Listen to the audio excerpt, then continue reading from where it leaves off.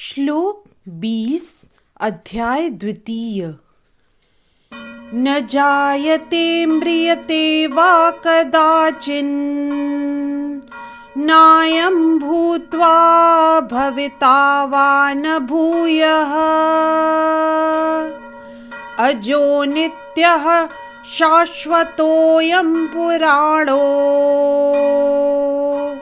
न हन्यते हन्यमाने शरीरे।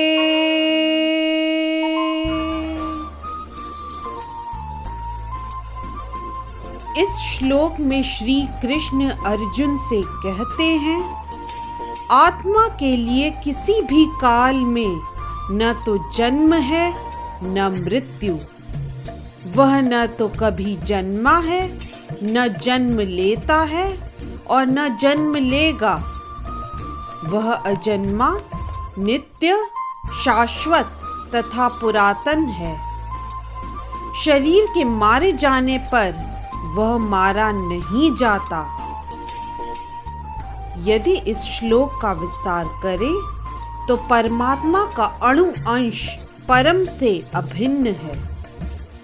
वह शरीर की भांति विकारी नहीं है। आत्मा को स्थायी कहा जाता है। शरीर में 6 प्रकार के रूपांतर होते हैं। वह माता के गर्भ से जन्म लेता है, कुछ काल तक रहता है, बढ़ता है, कुछ परिणाम उत्पन्न होता है, धीरे धीरे क्षीण होता है और अंत में समाप्त हो जाता है। किंतु आत्मा में ऐसे परिवर्तन नहीं होते। आत्मा अजन्मा है, किंतु चूंकि यह भौतिक शरीर धारण करता है, अतः शरीर जन्म लेता है। आत्मा न तो जन्म लेता है न मरता है, और चूंकि आत्मा जन्म नहीं लेता, अतः उसका न तो भूत है न वर्तमान और न भविष्य। वह नित्य, शाश्वत तथा सनातन है, अर्थात उसके जन्म लेने का कोई इतिहास नहीं है। आत्मा की कोई उपसृष्टि नहीं होती। शरीर की उपसृष्टि संतानें हैं और वे भी व्यष्टि आत्माएं हैं, और इस शरीर के कारण वे किसी न किसी की संतानें प्रतीत होते हैं। शरीर की वृद्धि आत्मा की उपस्थिति के कारण होती है, किंतु आत्मा के न तो कोई उपवृद्धि है न ही उसमें कोई परिवर्तन होता है।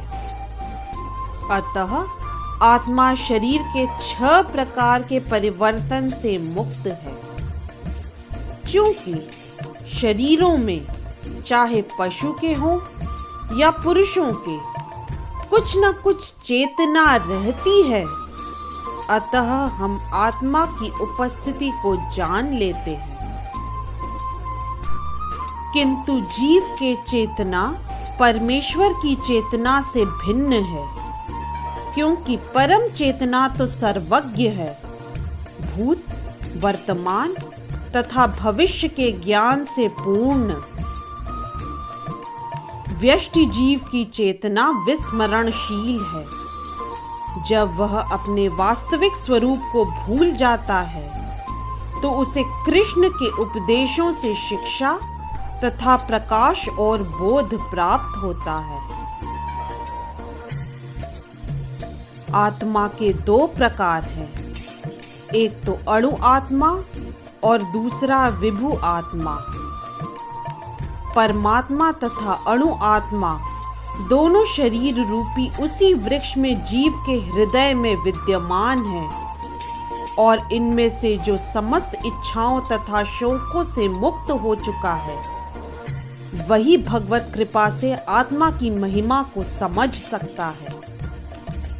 कृष्ण परमात्मा के भी उद्गम है। अर्जुन अणु आत्मा के समान है, जो अपने वास्तविक स्वरूप को भूल गया है। अतः उसे कृष्ण द्वारा या उनके प्रामाणिक प्रतिनिधि गुरु द्वारा प्रबुद्ध किए जाने की आवश्यकता है। इस तरह से श्लोक 20 अध्याय 2 की व्याख्या यहीं संपन्न होती है। जय श्री कृष्ण।